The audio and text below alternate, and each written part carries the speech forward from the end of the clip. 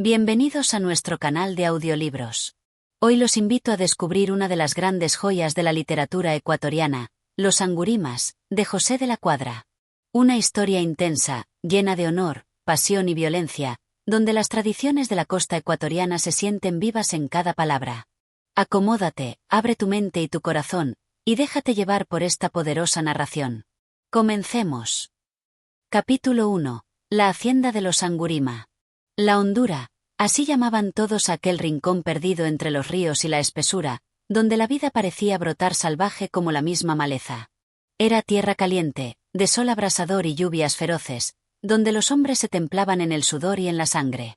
Y en el centro de ese mundo olvidado se alzaba la hacienda de los Angurima, un caserón viejo, de techos bajos y paredes resquebrajadas, que parecía fundirse con el paisaje. Allí mandaba Segundo Sangurima, el patriarca. Hombre recio, de barba canosa y ojos encendidos como brasas, cuya sola presencia bastaba para imponer respeto. Nadie en leguas a la redonda osaba levantarle la voz, ni siquiera los suyos, esos hombres y mujeres de carácter tan fiero como la tierra que pisaban. Segundo había construido su imperio a golpe de machete y de palabra. La justicia en la hondura era suya, él dictaba sentencia, él daba o quitaba perdón. El gobierno quedaba demasiado lejos y los pocos intentos de imponer leyes externas habían naufragado entre la indiferencia y el miedo. Para todos los del contorno, los Angurima eran más que una familia, eran una fuerza natural, tan inevitable como la crecida de los ríos o la sequía que partía la tierra. La hacienda vivía un ajetreo constante. Entre el trajín de las mulas, el murmullo de las mujeres que trenzaban redes o limpiaban maíz, y los gritos de los niños que corrían descalzos, se respiraba un ambiente de perpetua alerta. No era extraño ver a los hombres llevar el machete colgado del cinto aún en los días de fiesta. Porque en la hondura, la risa y la muerte podían darse la mano en un abrir y cerrar de ojos. A Segundo lo rodeaban sus hijos, nietos y hasta bisnietos.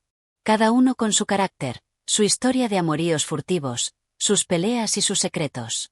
Eran muchos, pero todos llevaban el sello inconfundible de los Angurima. La mirada altiva, la palabra dura, el paso firme sobre la tierra caliente.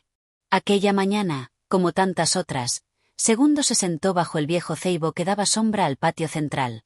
Desde allí, vigilaba la vida de su hacienda como un dios rústico y severo. Uno a uno iban desfilando ante los peones para pedir consejo, dar informes o simplemente recibir una mirada que valía más que 100 órdenes. Un rumor, sin embargo, empezaba a correr entre la servidumbre y los vecinos. Que los tiempos estaban cambiando, que nuevas leyes querían poner orden en aquellas tierras salvajes. Algunos decían que el gobierno mandaría hombres armados, que vendrían a medir tierras, a cobrar impuestos, a decirles a los Angurima que ya no eran los dueños absolutos de su mundo. Segundo Sangurima sonrió apenas al oír esos cuentos. Como el ceibo bajo el cual se sentaba, él se sentía eterno. Y si alguien osaba retarlo, encontraría en la hondura algo más viejo y más fuerte que cualquier decreto. La sangre, el machete, el honor de los Angurima. Mientras el sol trepaba en el cielo y la tierra temblaba bajo el calor, la historia de los Angurima estaba a punto de encenderse como la pólvora, y en la hondura de sus almas ya resonaban, sordos pero inevitables, los tambores de la tragedia. Capítulo 2. La sangre y el machete. El calor del mediodía envolvía la hondura como una manta sofocante. El aire temblaba sobre la tierra agrietada y los gallos, derrotados por la fatiga, buscaban sombra bajo los matorrales. En medio de esa calma ardiente, el sonido metálico de un machete afilándose rompía la quietud. Era Carmelo Sangurima, el mayor de los hijos de Segundo, quien se preparaba para una jornada que prometía no ser tranquila. Carmelo era la viva imagen de su padre, recio, de mirada dura y voz grave. Hombre de pocas palabras, pero de acciones certeras. En su juventud, había sido temido y respetado en cada cantón que pisaba, y aunque los años le habían curtido el cuerpo, su espíritu seguía intacto, como una tempestad contenida. La tensión se sentía en el ambiente. Desde hacía días, rumores de enemistades viejas revivían en los corrillos de las cocinas y en los patios polvorientos. Viejas cuentas, ofensas no olvidadas, tierras disputadas. En la hondura, los agravios se heredaban como el color de los ojos o el témpel de la voz. Fue entonces cuando apareció Gregoria, la matriarca silenciosa de la familia, una mujer de mirada firme y paso resuelto, que cargaba en su cuerpo menudo el peso de generaciones de Sangurimas. Se acercó a Carmelo mientras él repasaba el filo de su machete. No hagas lo que no puedas deshacer después, le dijo en voz baja, pero firme. Carmelo levantó la vista, con una sonrisa amarga. Aquí, madre, uno solo deshace la vida. Gregoria suspiró, sabiendo que no habría palabras capaces de detener lo que ya se había puesto en movimiento. En la hondura, el honor pesaba más que la prudencia, y la sangre, más que el juicio. Esa tarde, como si el calor hubiera fundido las últimas barreras de la paciencia, los caminos polvorientos vieron pasar a Carmelo, seguido de sus hermanos y de algunos hombres fieles a la casa de los Angurima. El sol, encendido y brutal, parecía presagiar lo inevitable. La disputa no tardó en estallar en los linderos, donde la tierra era rica y disputada. Gritos, insultos, amenazas cruzaron el aire como relámpagos antes de la tormenta. Los machetes, relucientes bajo el sol, terminaron hablando en el idioma brutal y antiguo de la violencia. No era la primera vez que la sangre regaba aquella tierra áspera, ni sería la última. Para los Angurima, la violencia no era una elección, era parte de su linaje, como el ceibo que se aferraba al suelo reseco o como el río que se desbordaba en tiempos de lluvia. Al final del día, cuando el sol se ocultaba tras las montañas, la hondura estaba otra vez en calma, pero el aire olía a sudor, a tierra removida y a sangre reciente. Carmelo Sangurima, con el machete aún manchado en la mano, regresaba a la hacienda con paso lento y cabeza alta. No necesitaba decir una palabra. Su sola presencia contaba la historia de la jornada. Y mientras en la lejanía ladraban los perros, Segundo Sangurima, desde su sillón bajo el ceibo, sonreía con orgullo. Los suyos habían defendido lo que era suyo. Como siempre, como debía ser. Pero en el horizonte, invisibles aún para los ojos curtidos de los Angurima, se empezaban a gestar fuerzas nuevas. Fuerzas que tal vez ni la sangre ni el machete podrían contener. Capítulo 3. El eco de los viejos odios. La noche había caído sobre la hondura como un manto espeso y cargado de secretos. El viento, tibio y errático, traía consigo los susurros de la selva y el lejano croar de los sapos escondidos entre los cañaverales. La tierra, aún caliente del sol, parecía exhalar un aliento pesado que envolvía a los vivos en un letargo inquietante. Dentro de la vieja casona, bajo un techo de palma reseca y paredes agrietadas, los Angurima se reunían en torno al fuego. No era una noche de fiesta, ni de contar anécdotas al calor del trago, era una noche para repasar los hilos de odio que tejían su historia como familia. Segundo Sangurima, con su rostro curtido y su voz ronca, hablaba mientras todos escuchaban en un silencio reverente. Su mirada iba de hijo en hijo, como pasando lista a su legado de sangre. Nuestros abuelos no temieron a nadie, decía, entonando las palabras como si fuesen parte de un rezo ancestral. No doblaron el lomo ante el patrón ni vendieron su palabra por unas monedas. Somos Sangurima. Nuestra sangre no se compra, ni se humilla. Sus palabras, pesadas como piedras, caían una tras otra sobre el ánimo de los presentes. Para los Angurima, la historia no era solo memoria, era una espada viva, lista para usarse cuando fuera necesario. Carmelo, con los nudillos aún manchados de la refriega del día, asintió en silencio. A su lado, los más jóvenes, como Ismael y Rosendo, absorbían cada palabra con una mezcla de admiración y fatalismo. Sabían que aquella herencia, más que un honor, era también una condena. No olviden jamás, continuó Segundo, golpeando la mesa con su puño pesado, que en esta tierra el que no defiende lo suyo, lo pierde. Y el que no se hace temer, se vuelve presa de los más fuertes. Las mujeres, en un rincón de la sala, cosían en silencio o pelaban maíz con movimientos mecánicos. Ellas también sabían que los odios no eran cosa de hombres solos. Las heridas que dejaban se cocían lentamente en el alma de todos. Afuerita, en la espesura, el viento arrastraba ramas secas y hojas marchitas. Parecía un presagio, un rumor que anunciaba que los viejos odios de los Angurima, lejos de apaciguarse, se estaban reavivando como brasas dormidas al soplo de la noche.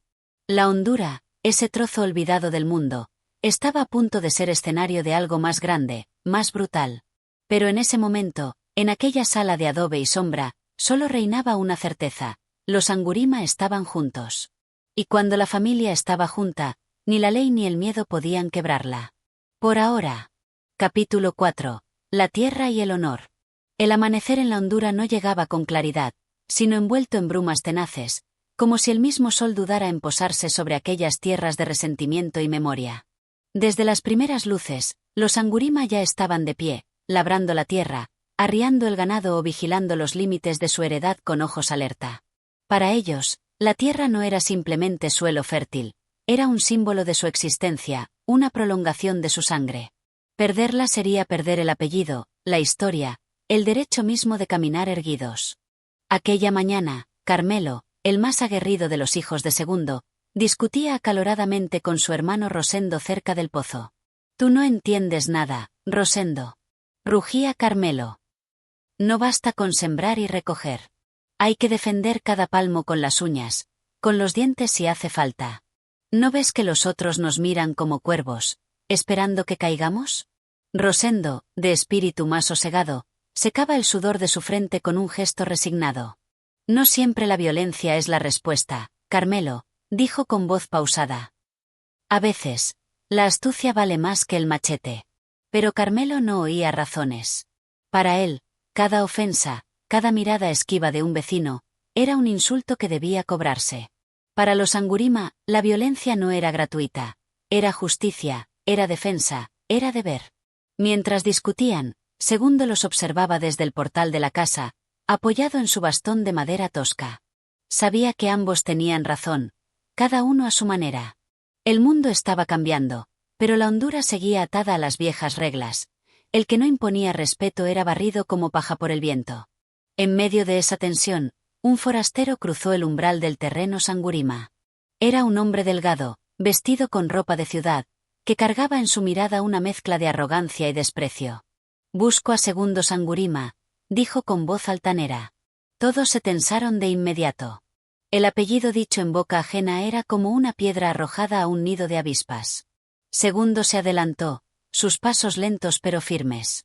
«¿Qué se le ofrece?», preguntó, sin amabilidad. El forastero sacó unos papeles arrugados de su bolsa. «Notificación del juzgado. Esta tierra tiene deudas pendientes». Un murmullo surgió entre los Angurima como el zumbido de una colmena alterada. Carmelo ya llevaba la mano al machete cuando Segundo, con un gesto imperceptible, lo detuvo. «Váyase ahora mismo», dijo el patriarca, su voz tan fría como el filo de un cuchillo. «Aquí no reconocemos más ley que la nuestra». El forastero, palideciendo, guardó los papeles apresuradamente y se alejó como vino, tragado por la espesura. Segundo miró a sus hijos, uno a uno, y en sus ojos había un brillo implacable. «La tierra no se discute», dijo. «Se defiende». La tarde caía mientras el eco de sus palabras resonaba en cada corazón Sangurima. Sabían que la paz estaba por romperse. Y cuando eso ocurriera, tendrían que elegir entre sangre o rendición. Y los Angurima no sabían rendirse. Capítulo 5. El rumor de la traición. El viento soplaba con fuerza en la hondura aquella tarde, arrastrando consigo nubes de polvo y presagios oscuros. En el rancho de los Angurima, el ambiente se había tornado espeso, cargado de silencios sospechosos y miradas esquivas. Desde hacía días, se oía entre los vecinos el eco de un rumor peligroso. Alguien, quizá uno de los propios Angurima, había hablado de más en el pueblo, había soltado palabras que nunca debieron salir de esas tierras. En una reunión improvisada bajo el gran ceibo que marcaba el centro del predio, Segundo Sangurima convocó a sus hijos y sobrinos. De pie, con su bastón golpeando rítmicamente el suelo, el patriarca miraba uno a uno a los presentes, como si pudiera leer sus culpas ocultas. «Aquí», empezó con su voz ronca, «no caben traidores. La sangre Sangurima es leal o no es sangre». Un murmullo recorrió el grupo. Algunos bajaron la mirada. Otros, como Carmelo y Rosendo, sostuvieron el peso de su padre con desafío. «Hay lengua suelta entre nosotros», continuó Segundo. «Y una lengua suelta es como una víbora, venenosa y mortal». La tensión era casi palpable. El más joven de los sobrinos, Petronilo, un muchacho impulsivo y atolondrado, tragó saliva ruidosamente. Su nerviosismo no pasó desapercibido. «¿Tienes algo que decir, Petronilo?», preguntó Segundo, clavándole la mirada. Petronilo negó con la cabeza, pero su voz tembló cuando intentó hablar. «No, tío. Yo no he dicho nada». La sospecha quedó sembrada, como una semilla amarga. Nadie más habló. Nadie más se atrevió. La reunión terminó tan abruptamente como comenzó, pero el malestar persistió, como un zumbido invisible. Carmelo, fiel a su naturaleza impulsiva, apretaba los puños, deseoso de descubrir y castigar al culpable. Rosendo, más cauto, sugería paciencia y cautela. Esa noche, mientras la luna se alzaba pálida sobre la hondura, una figura se deslizaba en la oscuridad rumbo al pueblo, sin saber que, en las sombras, otros ojos vigilaban. La sangre de los Sanguirama no perdonaba. Y el castigo por la traición estaba más cerca de lo que cualquiera podía imaginar. Capítulo 7. La noche del ajuste de cuentas. La noche había caído con un peso abrumador sobre la hondura. El murmullo del viento en los cañaverales parecía llevar consigo lamentos lejanos, presagios de lo que estaba por suceder. Bajo la vasta oscuridad, el rancho de los Angurima respiraba con lentitud, como un animal que se prepara para saltar. Dentro de la casa principal, Segundo Sangurima y sus hombres más cercanos se reunieron en silencio. La decisión ya había sido tomada, la traición no podía quedar impune. No entre ellos. No en su mundo, donde la palabra valía más que el oro. Esta noche, anunció Segundo en voz baja pero firme, vamos a ajustar las cuentas. Carmelo, lleno de ardor, asintió sin pensarlo. Rosendo, más prudente, deslizó una última advertencia. Padre, debemos actuar con inteligencia. Si nos precipitamos, el daño será mayor. Pero era tarde para la cautela. La sangre ya estaba agitada, las voluntades encendidas como teas en el viento. Armados con machetes, sogas y rostros endurecidos, un grupo de Sangurimas se adentró en la noche. Sabían a dónde ir, al pequeño caserío, donde se decía que el delator se escondía bajo protección de forasteros. La caminata fue silenciosa. Solo el sonido de los grillos y el crujir de las ramas secas acompañaban su avance. Los corazones latían con fuerza, un tambor incesante que vibraba dentro del pecho de cada uno. Al llegar, cercaron la choza como lobos rodeando a su presa. Desde el interior, una figura temblorosa apenas logró vislumbrar las siluetas en la penumbra. Un grito ahogado, un intento inútil de cerrar la puerta, demasiado tarde. Carmelo fue el primero en entrar. Con un solo golpe de su bota abrió paso. La escena fue rápida y brutal. El muchacho señalado, Petronilo, intentó explicar, defenderse, alegar su inocencia. Pero la ira de los Angurima ya había dictado sentencia. Aquí, rugió Segundo, mirando fijamente al muchacho arrodillado, no hay perdón para los que rompen la sangre. En un acto ritual, lo marcaron no con muerte, sino con vergüenza, le cortaron el cabello, símbolo de hombría y respeto, y lo expulsaron de la hondura.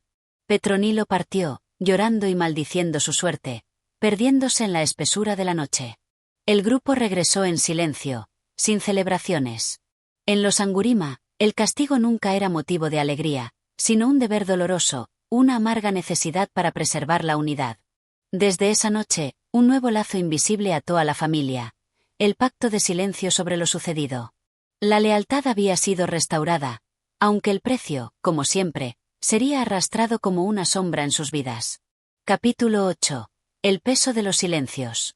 La mañana siguiente en la hondura no fue como cualquier otra. A pesar de que el sol se alzaba tibio sobre la tierra húmeda, el aire estaba denso, cargado de una tensión que todos percibían pero que nadie se atrevía a nombrar. Los Angurima, dispersos en sus tareas, evitaban cruzar miradas. Cada golpe de machete contra la caña, cada paso sobre el lodo, resonaba como un eco de la noche anterior. Las heridas no visibles pesaban más que las físicas. En sus corazones, el silencio era ahora un pacto sagrado.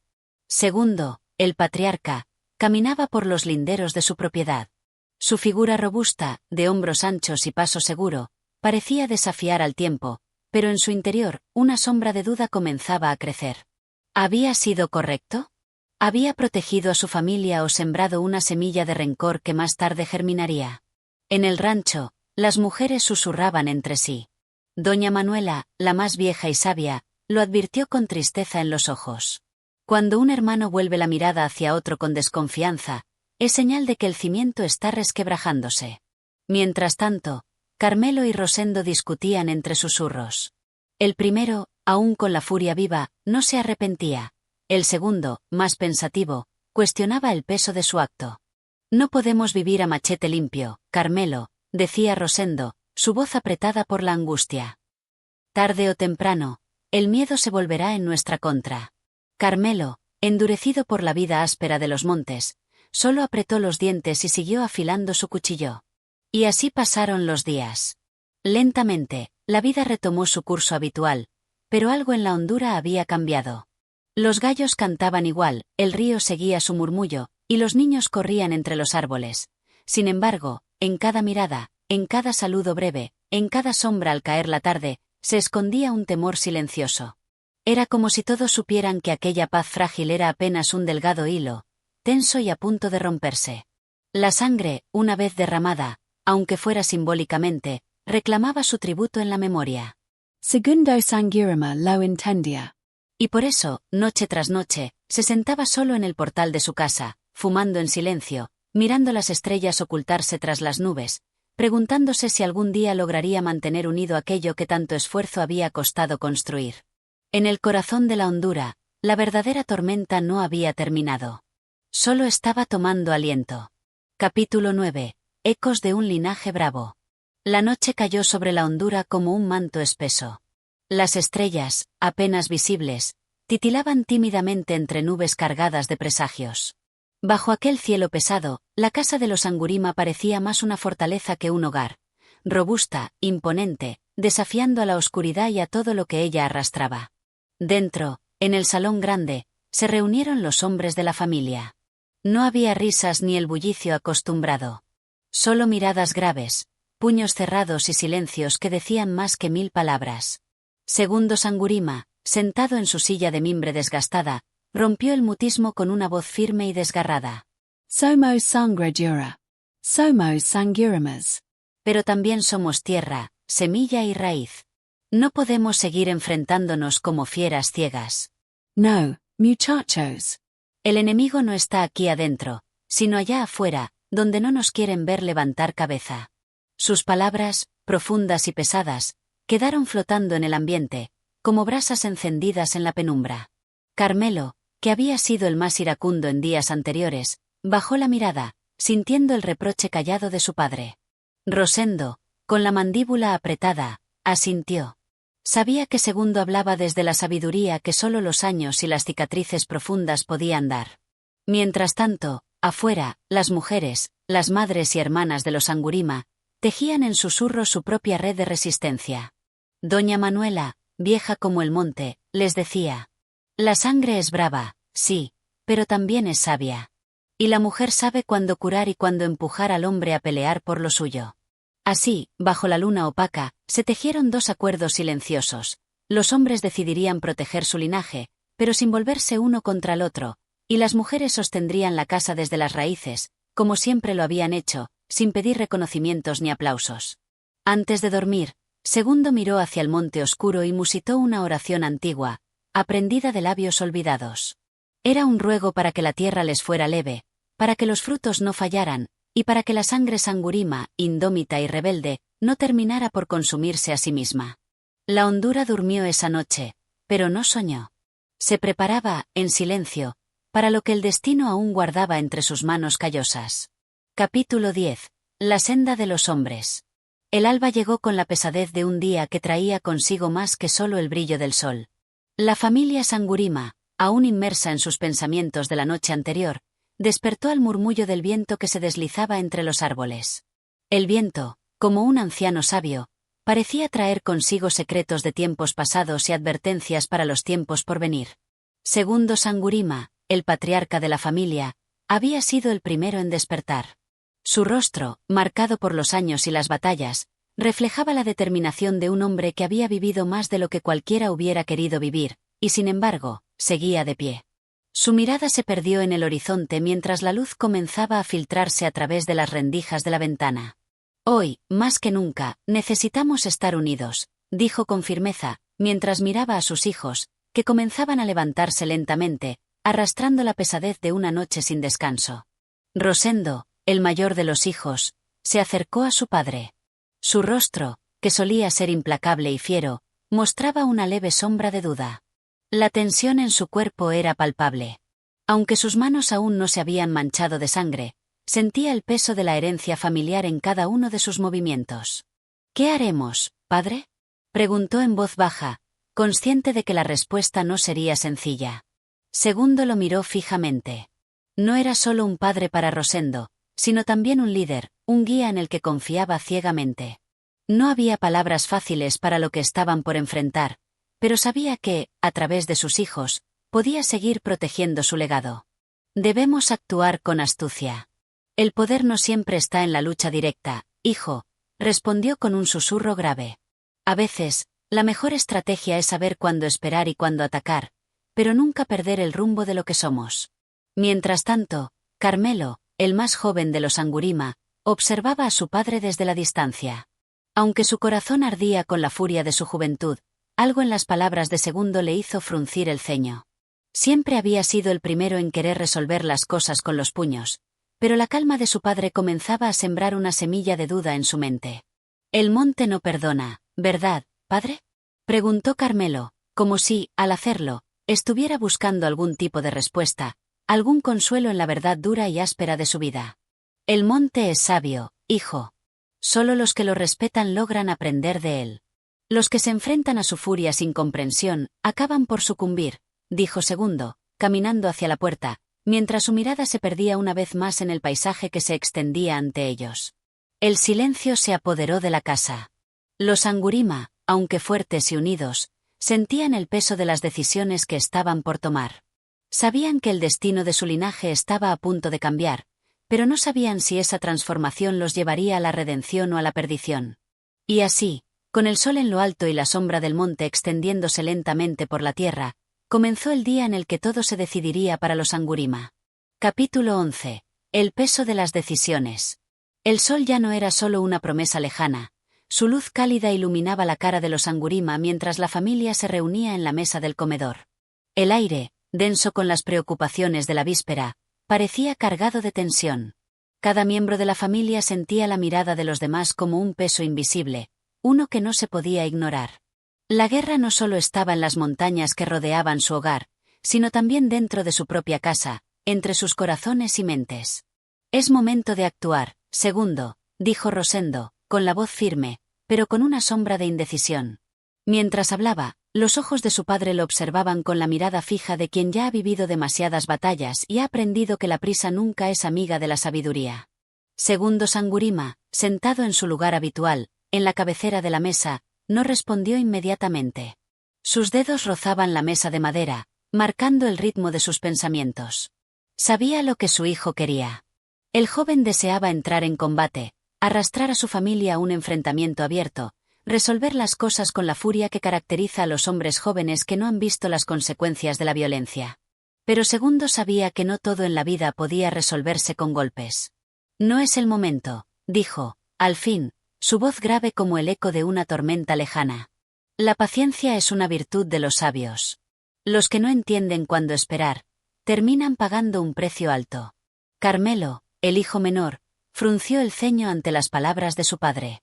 Aunque había aprendido mucho de él, no podía evitar sentir que la pasividad estaba matando a su familia. Había visto de cerca las agresiones de los enemigos, el daño que su gente estaba sufriendo, y no encontraba consuelo en la espera. ¿Pero cuánto más debemos esperar, padre? Preguntó Carmelo, su voz cargada de angustia. ¿Cuánto más tenemos que soportar? El padre miró a su hijo con una mezcla de compasión y preocupación.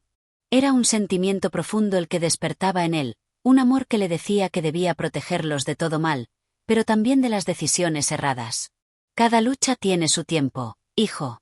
Si no la entiendes, perderás más que tu vida, dijo Segundo, con una mirada fija en el rostro de Carmelo. La verdadera batalla no siempre se gana con las manos, a veces se gana con la mente. La familia permaneció en silencio mientras las palabras de Segundo flotaban en el aire. Cada uno procesaba lo que acababa de decir.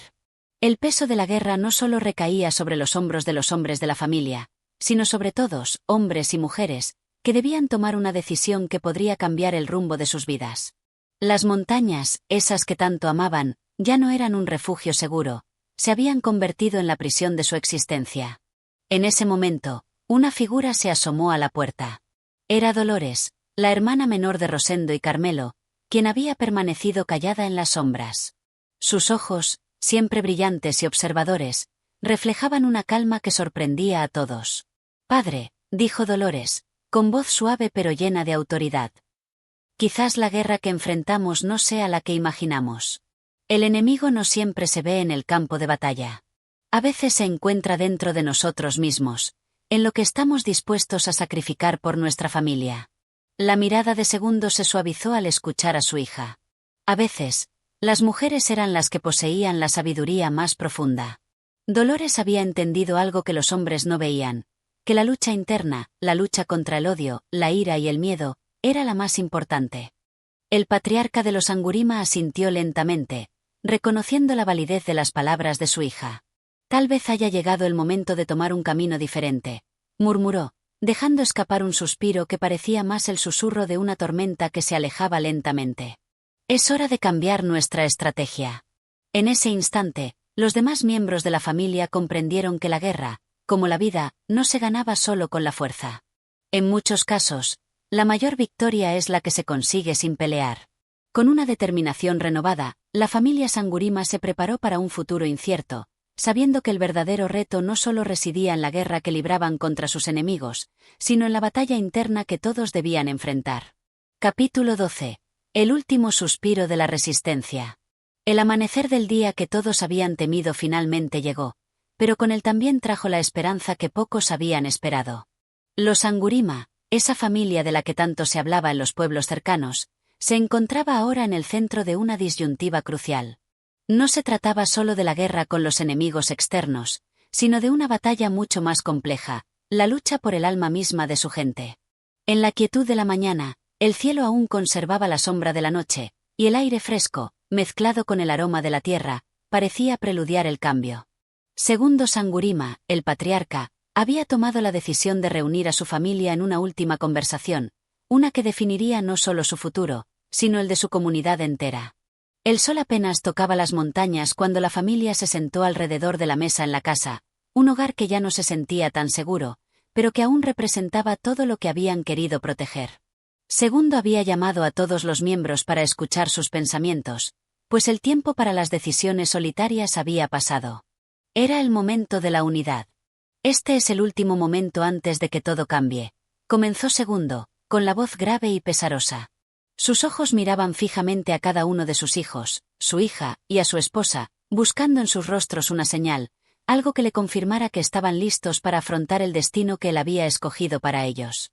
La guerra no es solo un combate físico, sino también un conflicto dentro de nosotros mismos. Los sacrificios no son solo de sangre, son también de alma.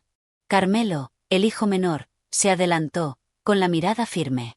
Había vivido la angustia de perder a amigos, de ver caer a los suyos, y ahora sentía una urgencia que lo consumía. «Padre, la batalla está ahí afuera. Podemos esperar, pero los enemigos no van a esperar por nosotros. No podemos seguir calados. Necesitamos actuar, y necesitamos hacerlo rápido». El tono de su voz era fuerte, casi desafiante, pero en su fondo se sentía un miedo palpable. Segundo lo miró, su rostro arrugado por los años y las decisiones difíciles. Sabía lo que sentía su hijo, pero también entendía que la juventud a veces no sabe ver lo que las cicatrices de la vida le enseñan. «La batalla es más compleja de lo que crees, Carmelo. A veces, la valentía no está en atacar con armas, sino en resistir el impulso de la violencia y buscar alternativas. Aún podemos salvarnos si aprendemos a vivir con lo que somos, no con lo que creemos que debemos ser». La voz de Segundo, aunque firme, llevaba consigo una sabiduría que solo el tiempo puede otorgar. Rosendo, el hijo mayor, asentó lentamente, comprendiendo las palabras de su padre, pero con la misma frustración en su corazón. Había visto cómo su pueblo, su familia, se desgarraba por el sufrimiento, y aunque entendía la importancia de las palabras de su padre, la urgencia de la situación no le permitía estar tranquilo. «Pero, ¿hasta cuándo esperaremos, padre?», dijo Rosendo, levantando la voz por primera vez. «El dolor de nuestros hermanos, el sufrimiento de nuestra gente. ¿Cómo podemos quedarnos de brazos cruzados sabiendo lo que les pasa? Necesitamos una solución». Dolores, la hija de Segundo, quien había permanecido callada hasta ese momento, intervino. Su presencia, siempre tan serena, se hizo sentir en toda la sala. Su mirada, llena de una calma profunda, contrastaba con la de los demás. Tal vez la solución que buscamos no está en las armas. Su voz era suave, pero decidida. Quizás la paz solo llega cuando decidimos abandonar lo que creemos ser nuestra única opción. Mi hermano tiene razón en algo. La gente está sufriendo. Pero también debemos preguntarnos, ¿cuántos más sufrirán si seguimos este camino de violencia? El silencio cayó sobre la familia, y cada uno comenzó a reflexionar profundamente. Las palabras de Dolores resonaron en los corazones de todos, y la verdad era clara. La solución no era tan simple como una batalla, sino una profunda transformación que debía comenzar dentro de cada uno de ellos. Con una respiración profunda, Segundo se levantó de su asiento. La decisión estaba tomada. La familia, aunque dividida en sus opiniones, ahora entendía que el siguiente paso no dependía de la violencia, sino de la unidad. Es tiempo de cambiar nuestra estrategia. No vamos a seguir alimentando el ciclo de dolor y sufrimiento. Si no luchamos con las armas, lucharemos con nuestra integridad, nuestra voluntad de cambiar las cosas. Debemos ser la voz de la paz en medio del caos. El último amanecer había llegado para los Angurima, no como un final, sino como el principio de algo nuevo. Aunque la guerra y las dificultades aún los acechaban, ahora sabían que la verdadera victoria no residía en la batalla física, sino en el coraje de mantenerse firmes en su decisión de luchar por un mundo mejor, un mundo que ellos mismos podían ayudar a construir.